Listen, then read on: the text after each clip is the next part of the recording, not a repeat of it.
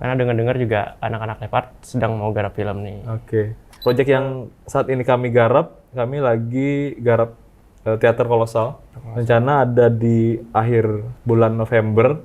Kita mau bekerja karya aja, jangan mencari untung dulu. Iya. Nah dari situ bonus-bonus akan berdatangan dengan sendirinya gitu. Film-film yang kami putar berkaitan dengan korupsi. Tujuannya untuk edukasi agar generasi selanjutnya itu paham tentang korupsi tadi gitu. Ruang Kreasi Komunikasi. Halo Sobat Kreasi, balik lagi bersama kita di RKK Ruang Kreasi Komunikasi. Oke. Iya, jadi kita kedatangan tamu spesial yang merupakan seorang pegiat seni di perfilman. Boleh Bang, kenalkan? Halo, perkenalkan nama aku Muhammad Azmi Arif. Saat ini kesibukan ngajar di salah satu sekolah SMK jurusan perfilman. Iya, mungkin sebelumnya saya lupa perkenalan ya. Saya host baru kali ini, nama saya Ahmad Fahriansah dari Ilmu Komunikasi Angkatan 23. Ya, oke, mungkin mau tahu sedikit nih, latar belakang selain seorang pengajar biasanya apa aja sih Kak Azmi?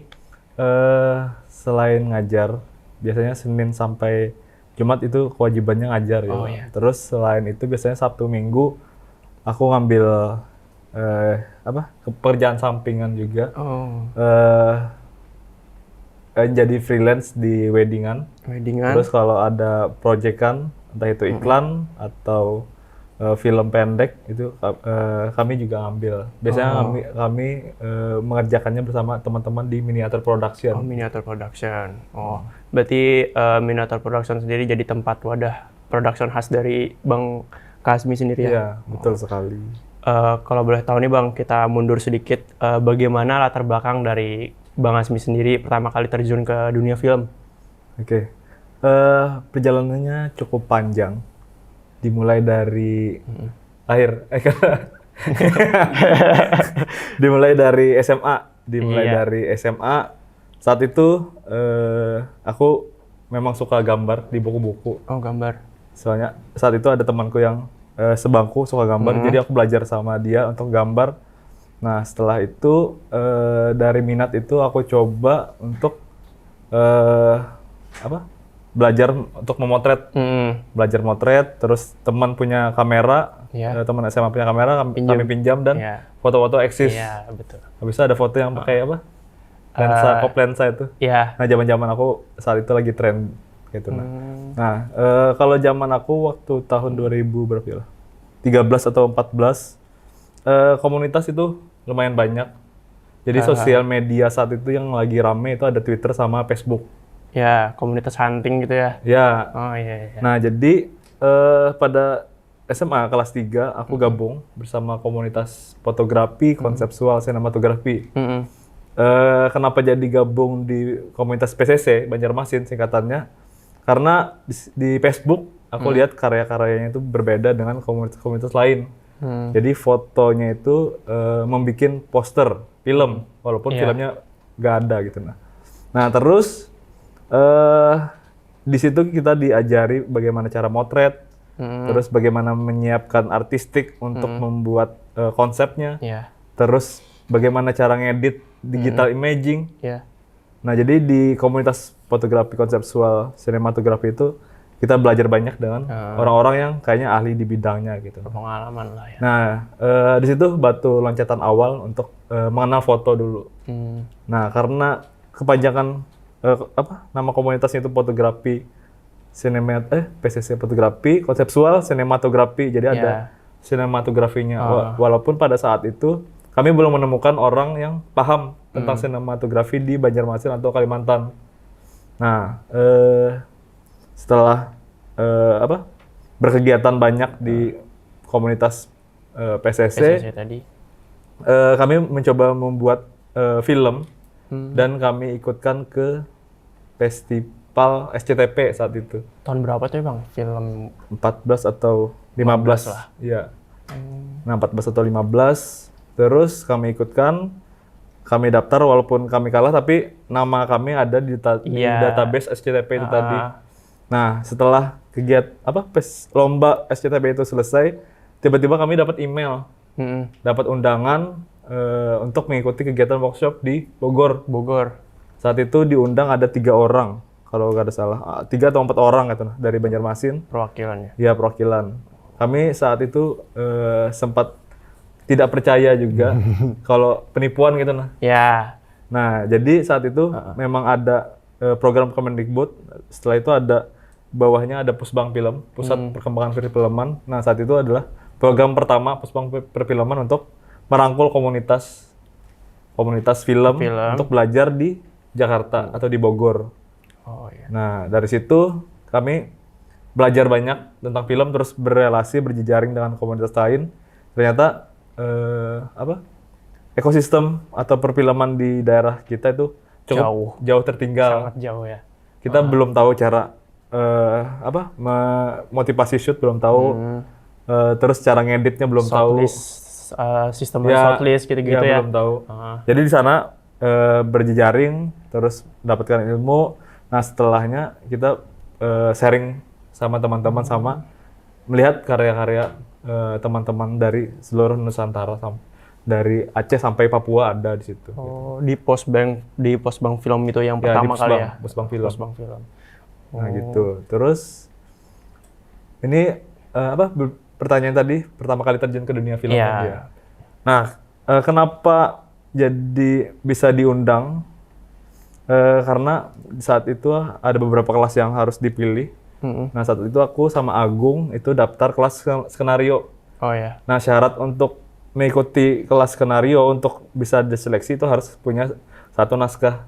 Naskah yang belum selesai atau masih proses. Nah, saat itu aku sama Agung kan suka nulis juga. Gabung di komunitas blogger juga. Penulisan juga. Ya, pokoknya waktu zaman itu semua orang itu lagi asik dengan komunitas gitu. Kalau mau belajar nulis kita masuk komunitas blogger. Ada tempatnya. Kalau mau bisa foto kita masuk komunitas foto. Nah, saat itu film belum ada. Nah, terus naskah yang aku bikin asal itu ternyata bisa membawa aku untuk bertemu dengan teman-teman filmmaker seluruh Nusantara. Nah, mungkin itu jadi inspirasi. Ya, pilihan yang Motivasi. tidak terduga gitu. Padahal aku iseng aja nulis nih, nulis. Oh, aku ada cerita ini. Cerita itu kalau diingat-ingat kayaknya elek banget, Bang. Dimana aku kan suka fotografi loh, suka fotografi. Karakter utama yang aku masukkan dalam naskah itu fotografer. Fotografer yang tidak sengaja melihat transaksi terlarang gitu. Habis itu ketahuan dikejar. Nah, gitu ya. Nah, habis itu naskahnya belum selesai, tapi itu yang bakal membawa aku bertemu dan mendapatkan kawan-kawan yang sehobi gitu. Bahkan yang lebih mahir lah ya. Iya. Nah, itu awal batu loncatan yang kayaknya cukup besar gitu untuk terjun ke dunia film. Nah, setelah itu kami dapat sharing cerita dengan komunitas film seluruh Nusantara atau Indonesia. Kami memutuskan untuk membuat forum. Maka terbentuklah Forum Sinias Banua. Nah, itu tahun 2016 Forum Sinias Banua. Banjarmasin. Ya, Base-nya. Banjarmasin. Nah, dari ilmu yang kami dapatkan di Bogor itu kita terapkan di Banjarmasin. Makanya sampai saat ini Forum Sinias Banua itu hadir untuk membangun ekosistem. Mewadahi juga ya. Ya, ekosistem perfilman di daerah Banjarmasin. kita. Ya, Kalsel atau Banjarmasin lah khususnya gitu. Sebagai ini juga lah loncatan buat teman-teman filmmaker yang kayak dari Banjarmasin mau ke luar Kalimantan. Ya. Bisa. Jadi sebagai pintu lah, sebagai wadah. Ya, misalkan wadah ada kawan-kawan yang nggak ngerti film, Ya. kita bisa sharing di forum itu. Gitu. Bahkan lo dengar juga ada tempat tongkrongannya sendiri gitu lah buat teman-teman yang pengen belajar atau kayak lebih mengenal lagi kayak tentang film buat kawan-kawan yang kaula muda lah. Iya, betul. Ya dapat kita ketahui juga kan kalau misalnya perindustrian film tuh tiap tahun ya ada aja lah perkembangannya kan kayak dari tahun yang dulu yang kita tahu dari jadulnya sekarang, bahkan sekarang sudah filmnya modern-modern lah. Mungkin nih Bang, tanggapan Abang nih kalau soal perkembangan film di industri film saat ini lah, khususnya dengan skala produksi yang kecil sampai ke menengah tuh gimana Bang? Kalau perkembangan kayaknya di daerah kita, aku lihat dan aku rasakan cukup berkembang dengan adanya pelaku-pelaku kreatif yang mulai bermunculan. Kalau dilihat atau diingat dari ceritaku sebelumnya, kami kesusahan mencari ilmu mengenai perfilman. Bahkan mau kolaborasi pun Iya. sulit ya, nggak ada orang ataupun Ya, nggak ada muncul lah. tempat yang kita tuju untuk Iya. konsultasi, nggak ada. Nah, dengan adanya ekosistem, apalagi ada Forum CNS Banua, yang kayaknya itu adalah teman-teman yang kayaknya bisa membantu kita untuk sharing tentang Iya. perfilman. Nah, jadi perkembangannya dilihat dari sebelumnya di tahun 2016 sampai sekarang kayaknya cukup berkembang pesat, di mana ada jurusan perfilman yang sudah dibuka. Ya, Terus UKM atau komunitas-komunitas kampus yang, sudah ya, mulai bermunculan untuk membuat karya. Kayaknya ini perkembangan yang cukup bagus gitu Ya, untuk betul. perfilman di daerah kita. Terus ada beberapa juga karya di daerah kita itu ke internasional maupun ke nasional, dan ada beberapa yang mendapatkan penghargaan juga Ya, gitu. Nah, ini mungkin bisa apa ya lah, sebuah ekosistem yang mulai bagus yang perlu kita jaga untuk mempertahankan perfilman kita bisa bersaing dengan daerah lain gitu. ya. Itu sih. Ya dapat dikatakan juga ya, selalu ada lah buat teman-teman yang kayak, oh di mana ya kayak tempat aku mau bikin film ini. Ada di setiap, bahkan di setiap SMA atau SMK pun ya sekarang udah ada, nggak mau itu ekstrakurikuler sendiri, yang perfilman, atau bahkan kan ada aja perlombaan untuk kayak buat siswa SMP, SMA, buat perlombaan film kan mulai dari tahun berapa ya? Belasan, 17, 16 itu udah ada. Ya, ada SMP. Iya, dari SMP Iya. itu lomba film kan, apalagi yang kayak kita tahu film dari film pendek kayak 3 menit sampai film panjang itu udah ada dari SMA, mungkin udah mulai banyak lah penggiatnya teman-teman yang kaula muda. Kalau tanggapan Bang Asmi nih soal jam kerja di dunia film, khususnya pada proses produksi itu gimana? Nah, kalau untuk jam kerja kan ini berkaitan dengan K3 kan. Iya. K3, keamanan, keselamatan dalam bekerja ya. Nah, kalau jam kerja ini kayaknya perlu diatur biar pada saat semua kru itu bekerja dalam keadaan sadar dan sehat. Iya, betul. Nah, gitu. Agar tidak terjadi hal-hal yang tidak diinginkan. Karena ada beberapa kasus yang terjadi karena K3-nya itu kurang diperhatikan. Iya. Nah, itu. Tidak tepat waktu. Jadi yang paling dasar yang harus kita jaga itu K3-nya dulu. Iya, betul. Kalau karyanya mau bagus dan lancar, itu krunya harus sehat juga dan harus menaati K3 tadi juga gitu. Jadi kalau standar atau kesepakatan dalam jam kerja sebenarnya sudah ada di peraturan, lupa aku nama peraturannya, pokoknya jam kerja itu maksimalnya ada di jam 12 malam. Nah, kalau lewat dari itu kita harus istirahat dan lanjut lagi di pagi harinya gitu. Jadi jangan dipaksakan sampai subuh dan lain-lain sampai 1 harian penuh. Kayaknya kalau dipaksakan itu nggak enak juga ya, nggak kan? sehat juga. Iya, gitu. Jadi kalau bisa untuk kawan-kawan atau industri yang bekerja di bidang film khususnya itu kalau bisa perhatikan K3-nya juga. Betul. Gitu.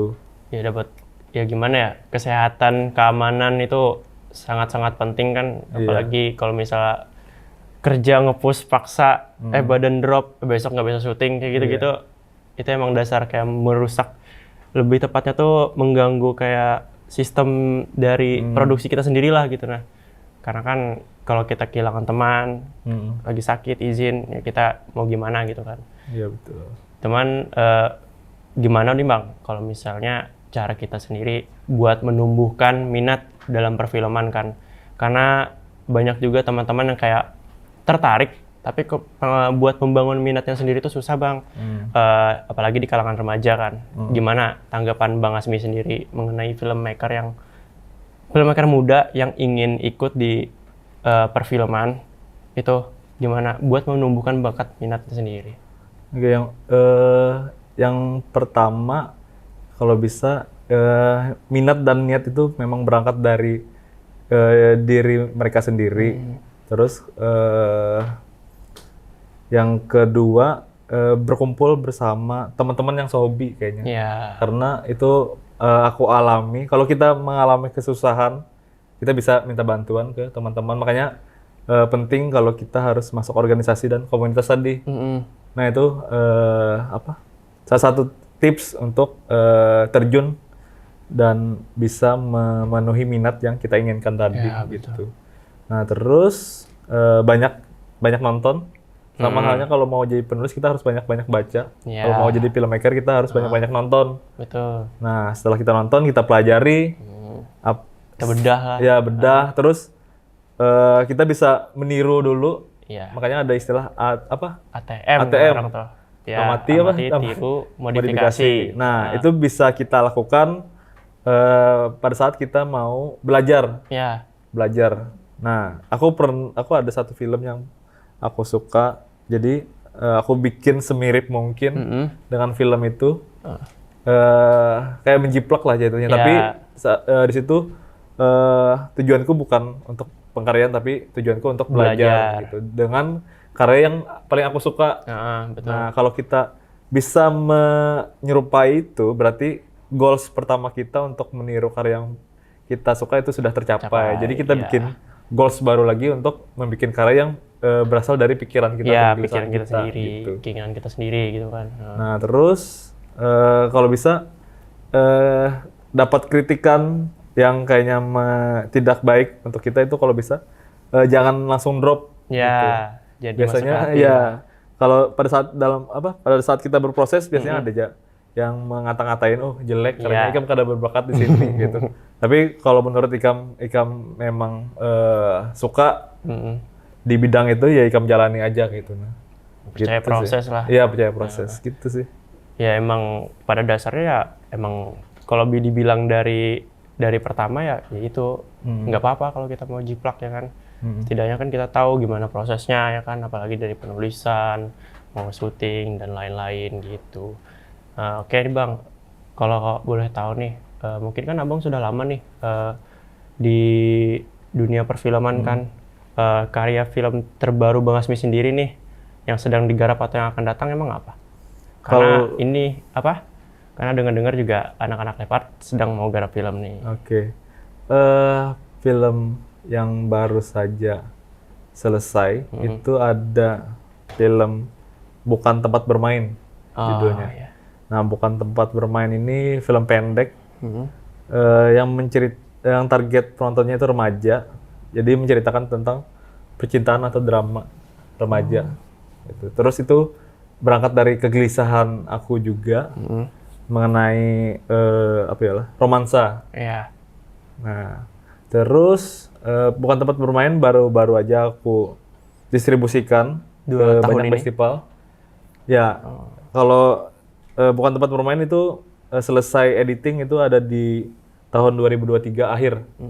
Nah, terus masuk apresiasi layar film Banjar.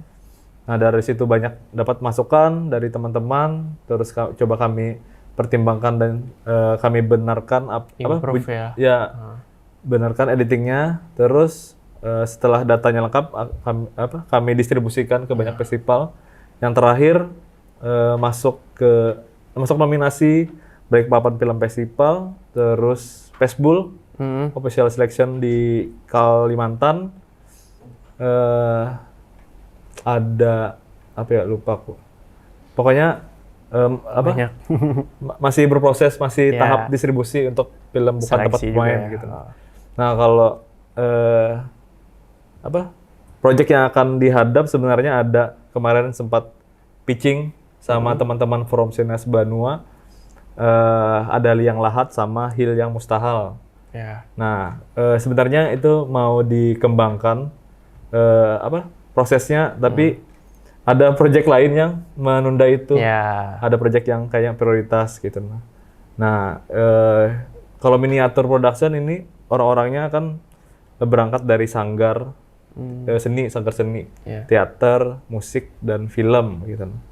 Nah, kami bikin komunitas, terus orang-orangnya di situ bisa bergerak di bidang film, teater, dan musik. Nah, proyek yang saat ini kami garap, kami lagi garap teater kolosal. Teater kolosal. Rencana ada di akhir bulan November. Nah, itu kemungkinan kita bakal melibatkan banyak orang, bisa 150-an orang. Internal eksternal ya. Ya, internal eksternal yang bergelut di bidang seni budaya. Jadi semuanya bakal kami libatkan gitu. Kolosal. Ya, ini pendanaan dari Kementerian Kebudayaan juga. Nah, terus kami kemarin sudah bikin proposal, terus masuk tahap kurasi. Alhamdulillah proposal kami terpilih, terus disuruh untuk mengadakan acara ini gitu. Tepatnya di bulan depan nanti paling. Di Iya. akhir bulannya 30 November. Kalau lab art sendiri mau bikin apa? Sudah dengar-dengar sih apa ya? Baru proses ya. Ya kayak Apa film pendek, fiksi, Eh, dokumenter? film pendek sih. Kalau Sedang idenya dalam sudah? proses. Idenya atau Idenya sudah sedang dalam berjalan sih. Mereka mulai tahap syuting kan. Rencana tuh minggu depan sih ya. Itu sih. Nah, kalau awal-awal mau bikin film pendek kita harus bikin pitch deck-nya dulu. Oh ya. Nah, pitch deck itu yang bakal kita presentasikan kepada teman-teman. Jadi pitch deck ini yang bikin bisa produser, bisa saudara, sama penulis naskah. Nah, di dalam pitch deck kita tidak harus bikin naskah penuh. Jadi sampai sinopsis aja. Oh ya. Nah, pitch deck itu bakal kita presentasikan ke banyak orang yang kemungkinan terlibat dalam penggarapan itu. Nah, kalau pitch deck-nya sudah ada, nanti kan ada masukan-masukan dari teman-teman. Oh ya. Jadi naskahnya itu berkembang gitu. Baru diproses Iya. isi ke bawahnya. Terus pitch deck itu juga bisa mencari pendanaan atau investor untuk mendukung proyek yang Production akan ini. bukan kami garap gitu. Oh iya. Nah, kalau bisa, kalau film kan ini banyak dikatakan orang bahwa hobi yang cukup mahal ya lah. Betul. Kita sekali produksi bisa mengeluarkan banyak budget juta-jutaan atau puluhan juta gitu. Bahkan alatnya pun mahal ya. Ya, alatnya mahal ya lah. Nah, terus kalau bisa kita minta sponsor atau investor ke orang untuk membantu kita dalam proses pengkaryaan biar karyanya itu bisa maksimal gitu. Ya, Soalnya dalam produksian itu ada istilahnya production value. Oh iya. Nilai sebuah produksinya, kalau production value-nya itu bagus, kemungkinan dalam film atau karya kita itu semuanya bagus juga gitu. Misalkan kalau ada budget untuk bom, ya kita beli bom beneran, Ya, jangan beneran. petasan, kan aneh loh. Gitu sih. Oke. Kita dengarkan tadi ada film-film Bang Asmi sendiri yang udah lolos, bahkan lagi tahap kurasi kan tadi kan. Kunci dibalik keberhasilan dari karya-karya Bang Asmi sendiri yang memenangi beberapa lomba nih, atau bahkan festival, yang lolos festival, atau bahkan sudah masuk ke tahap kurasi. Itu gimana Bang kunci dibalik keberhasilan? Oke, kalau orang-orang kan kebanyakan lihat hasilnya kan. Ya, Sebenarnya di balik hasil itu banyak proses atau Yang masalah yang dihadapi gitu. Nah, untuk kawan-kawan yang mau berproses, kalau bisa tujuan atau goals-nya itu jangan uang dulu atau untung dulu. Jadi kalau mau berproses, ya kita berkarya aja dulu, berkarya dengan ikhlas gitu. Nah, seperti motto yang sering aku gunakan dan aku sampaikan kepada teman-teman, kalau kita mau bekerja, ya karya aja, jangan mencari untung dulu. Ya. Nah, dari situ bonus-bonus akan berdatangan dengan sendirinya gitu, tanpa kita sadari. Betul. Nah, gitu. Nah, jadi kalau kita mengharap untung dulu dan kita tidak dapat, Ya. kita bakalan kecewa loh. Betul. Nah, makanya kalau teman-teman filmmaker atau senias kayaknya paham, misalkan kita ajak untuk pengkaryaan, mereka bakalan bantu gitu. Nah, karena di sini kan prosesnya pengkaryaan semuanya sama-sama belajar dan Ya, sama-sama cari portofolio. Ya. Nah, makanya kalau mau bikin karya itu sampaikan aja ke teman-teman gitu. Nah, kalau mau dibantu gitu. Jangan inilah jangan Jangan- jalan aja dulu, Ya. tapi tidak dilihat sama sharing-sharing dulu lah. Ya sharing harusnya. aja, jangan takut Ya, dikata-katain. Iya betul. Iya. Kabarin aja ke teman-teman yang mungkin lebih berpengalaman kayak, oh aku mau bikin film nih. Kira-kira dari apa yang aku buat naskahnya, terus entah dari tahap-tahap lainnya itu Iya. gimana gitu kan. Karena kan perlu juga kan kita dari kritik dan saran. Jangan takut juga buat dikritik. Ya demi perkembangan sendiri kan gitu loh. Iya. Dan juga demi hasil yang memuaskan gitu kan. Dan ini Bang, dengar-dengar juga Bang Asmi baru aja menyelenggarakan acara event screening film. Bisa sharing dikit nggak Bang, apa tantangan selama dari pra hingga pasca penyelenggaraan? Nah kalau terakhir kemarin kami mengajukan atau mengikuti kurasi. Jadi ada Akves yang diselenggarakan oleh KPK tiap tahunnya biasanya ngasih pendanaan Iya. tentang kegiatan di perfilman. Ada pendanaan untuk produksi film, terus ada pendanaan untuk apresiasi film atau screening film. Nah saat itu kami ikuti proses kurasinya dan alhamdulillah kita terpilih mewakili SMKN 3 Banjarmasin, salah satu SMK yang terpilih di sisanya tuh kampus gitu. Nah, jadi satu-satunya SMK di dalam yang dalam kurasi itu yang lolos. Semuanya kampus-kampus yang memang berkegiatan di perfilman gitu. Nah, terus dari pendanaan itu kami adakan screening film di mana film-film yang kami putar berkaitan dengan korupsi. Nah, karena yang mendanai itu KPK, jadi mau tidak mau film-film yang didanai sebelumnya itu kami putarkan dan tujuannya untuk edukasi agar generasi selanjutnya itu paham tentang korupsi tadi gitu. Nah terus sama seperti bikin film, kita prosesnya pembentukan tim, tapi timnya itu berbeda dengan produksi film. Jadi sesuai kebutuhan kan, kalau di film ada kameramen, ada soundman. Nah kalau di screening film itu ada operator untuk mutar film, ada divisi acara, terus ada dokumentasi, susunan tim produksinya seputar event lah gitu. Nah gitu, terus pasca dari kegiatan ini sebenarnya bisa jadi pemantik atau membangun ekosistem biar teman-teman yang lain bisa terinspirasi dari film-film yang sudah diputar. Terus dari edukasi yang sudah dilakukan itu mendapatkan feedback yang baik untuk karya-karya atau kehidupan kita dalam bermasyarakat gitu ke depannya gitu sih. Itu pertama kalinya nggak sih?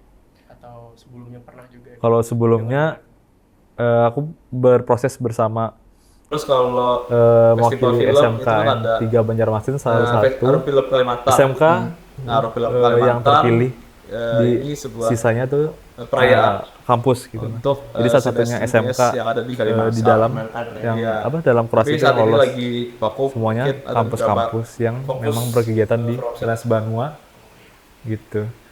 Ada beberapa fokus program Sinas Banua yang dituju kemarin terakhir itu layar film Banjar juga. Yang tahun kemarin. Ya itu apresiasi tapi bukan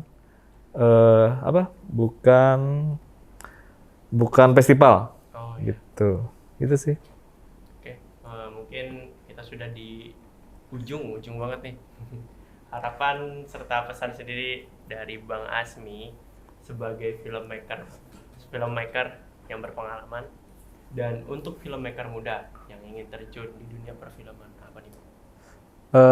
Harapannya untuk orang-orang atau pemuda yang mau terjun di dunia perfilman, mungkin yang perlu kalian lakukan yang pertama, kalian harus bertemu dengan teman-teman kalian yang sehobi dulu, terus coba berdiskusi tentang karya yang ingin dibuat. Iya. Nah kalau bikin karya itu kalau sendiri itu kayaknya agak susah. Jadi kita harus bertemu dan berkumpul dengan teman-teman yang mau terlibat gitu.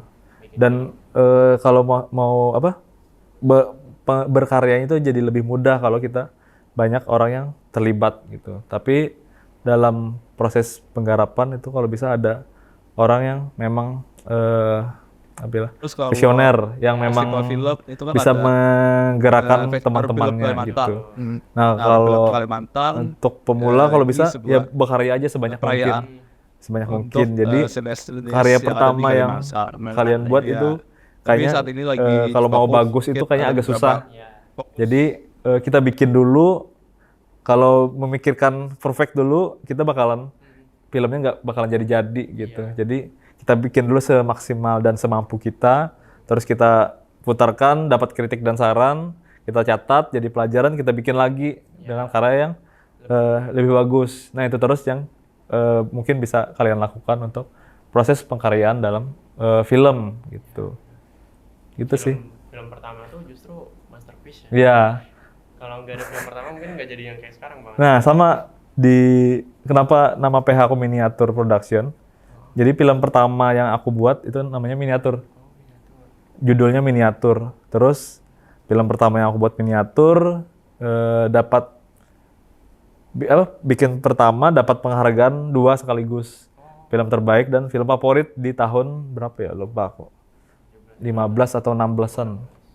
Nah, dari situ kayaknya ini aku kasih nama PH aja deh gitu. Nah, biar ini bisa jadi motivasi Iya. sama buat karya-karya selanjutnya Sejarah gitu. besar ya buat miniatur. Iya.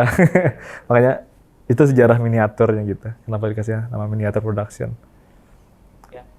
Oke, mungkin sebenarnya masih banyak sih yang mau disampaikan atau mau sharing, apalagi kan buat mau tahu lagi lebih dalam backstory Bang Asmi. Cuman waktu kita terbatas ya guys Oke. ya. Berakhir sudah acara kita bersama Kak Azmi dari Miniatur Production di RKK sekarang, yaitu episode 37. Sampai jumpa di next season. Bye-bye.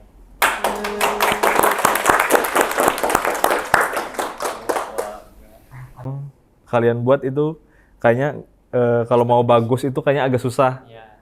Jadi kita bikin dulu, kalau memikirkan perfect dulu, kita bakalan filmnya nggak bakalan jadi-jadi gitu. Jadi kita bikin dulu semaksimal dan semampu kita, terus kita putarkan, dapat kritik dan saran, kita catat jadi pelajaran, kita bikin lagi dengan karya yang lebih bagus. Nah itu terus yang mungkin bisa kalian lakukan untuk proses pengkaryaan dalam film gitu. Gitu sih. Film pertama tuh justru masterpiece ya. Iya.